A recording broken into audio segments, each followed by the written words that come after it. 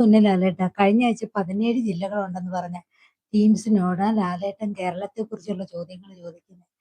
ആ, ഒരു ദിവസം ഇവിടെ കുത്തിയിരുന്ന് ജില്ലകളെ കുറിച്ച് പറഞ്ഞപ്പോ മാവേലിക്കര ജില്ലയാണെന്ന് പറഞ്ഞ ആൾക്കാരും പത്തനാപുരം ഒക്കെ ജില്ലയാണെന്ന് പറഞ്ഞ ആൾക്കാരാ.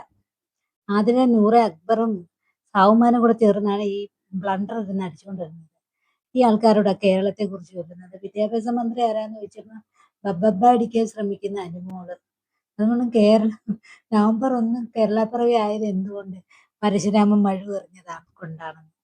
എന്തായാലും കൊള്ളാം. പിന്നെ ഏറ്റവും വലിയ കൊടുമുടി ഏതാന്ന് ചോദിക്കുമ്പഴ് നെടുമുടിന്ന് അടുത്തിരുന്ന് ഷാനവാസ് പറഞ്ഞത്. ഷാനവാസ് ഇപ്പം വന്ന് വന്നിരുന്ന് കോമഡിയാണ് കേട്ടോ. കുറച്ച് ദിവസങ്ങളെല്ലാം ഉള്ളൂ. പുള്ളിക്കാരൻ അതുകൊണ്ട് വായിൽ നിന്ന് കോമഡി അടിച്ചു വിടുന്നു. അത് കേട്ട് അതേകണക്ക് തന്നെ പകർത്തി നിൽക്കുന്നു.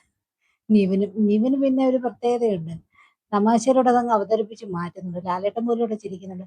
ഓഡിയൻസായിട്ട് വന്നിരിക്കുന്നവര് പോലും അവിടെ കുത്തി ചിരിക്കുന്നുണ്ട്. ഇമ്മാതിരി ജാതികളാണ് ബിഗ് ബോസിൽ കേറിയിരിക്കുന്നത്. ഒറ്റ ഒരെണ്ണത്തിന് ഒരു കാര്യവും അറിയത്തില്ല. കേരളത്തെക്കുറിച്ചുള്ള കുറേ ചോദ്യങ്ങളൊക്കെ ചോദിക്കുക. അനീഷിന് എന്തെങ്കിലുമൊക്കെ അറിയാമെന്ന് പറഞ്ഞില്ല. ഇപ്പം വന്ന അനീഷിന്റെ തലയും ബ്ലാങ്കാ. കാരണം പുള്ളിക്കാരന്റെ ഉള്ളിൽ ഒരു പ്രേമം മാത്രമേ ഉള്ളല്ലോ. പിന്നെങ്ങനാ? അത് മാത്രമോ? അനുമോള് നമ്മുടെ അനീഷിന്റെ നമ്മുടെ ലാലേട്ടൻ വിളിച്ചത് അനുമോന് അല്ല, അനീഷ് മോന്. അനുമോളും അനീഷ് മോനും.